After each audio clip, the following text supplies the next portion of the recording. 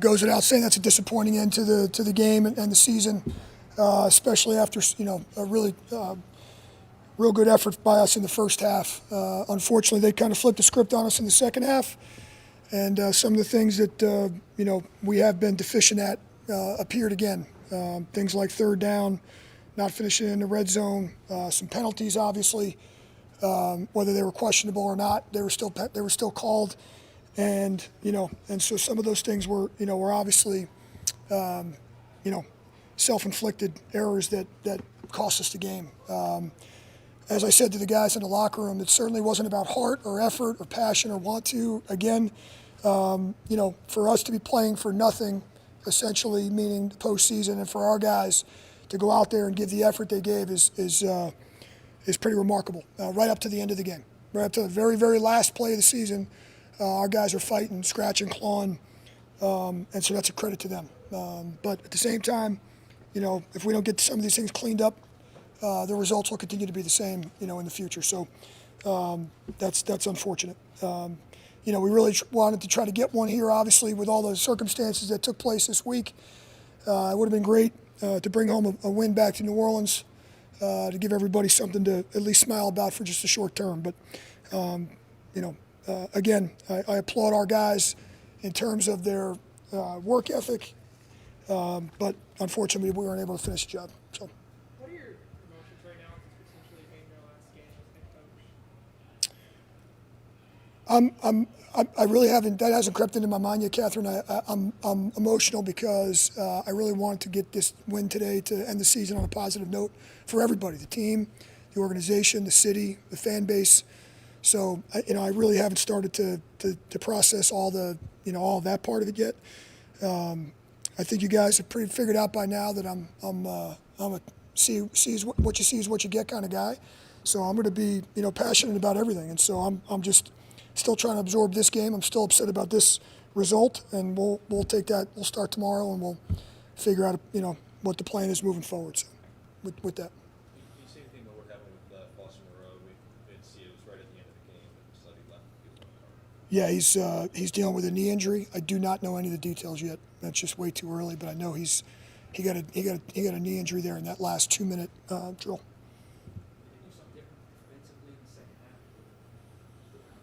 Without watching the film, it's hard to see.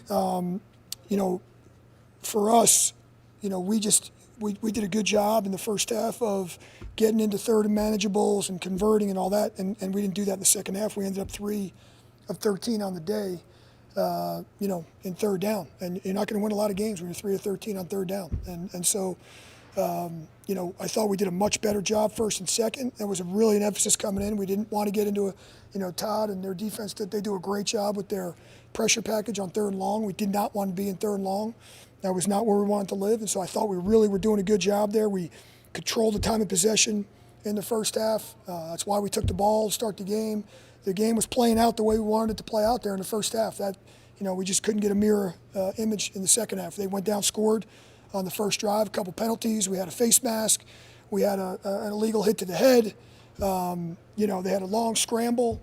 And they kind of got the momentum rolling in the second half, and we couldn't really stop it. That's just unfortunate. It's hard to say, but it's the truth. Why does that continue or has continued to be an issue with the second half that doesn't look like versus just one of several examples? Yeah, well, there's been some examples where we weren't very good in the first half and had a great second half, or vice versa. Today, I thought we played very well in the first half across the board. What we didn't do in the first half was finish drives in the red zone, and we walked out of there with 3 field goals, if I'm not mistaken.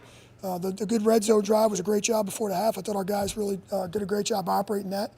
But we had 2 earlier drives that stalled, and we had to kick field goals. And we did have a couple of fourth down conversions on the one drive. I think that was the touchdown drive, so that was a really good job by everybody.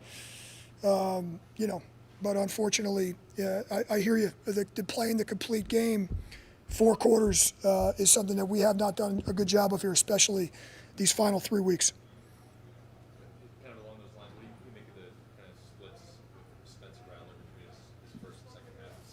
It's kind of been a theme this year too.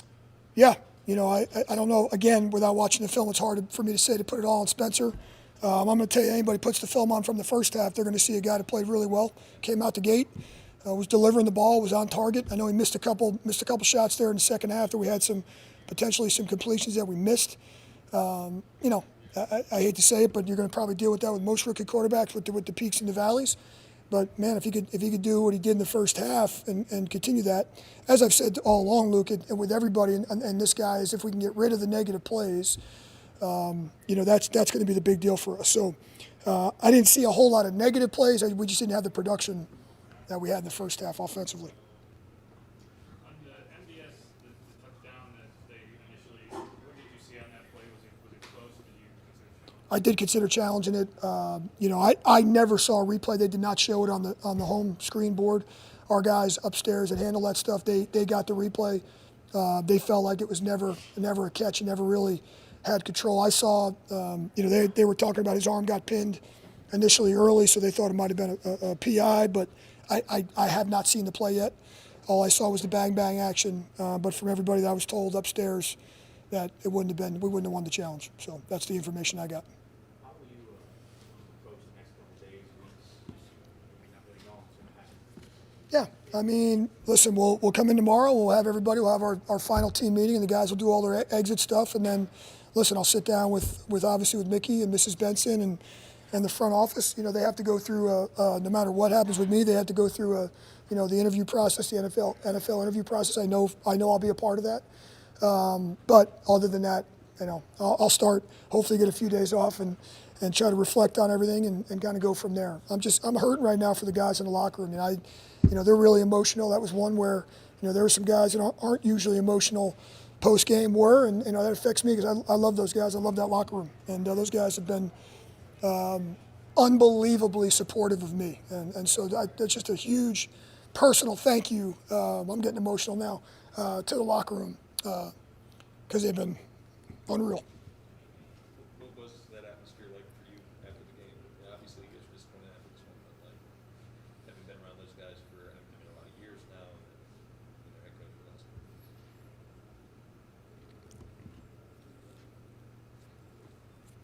years. Sorry.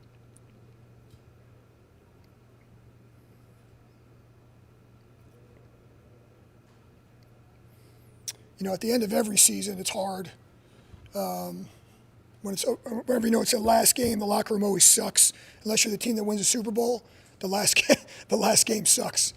So whatever that last game is, the locker room is never fun. I think this one was a little bit more emotional because of the circumstances this year, with a bunch of guys being out, a bunch of guys stepping up, the coaching change, and so it's probably a little bit more emotional than I'm used to. But it's never it's never a good scene.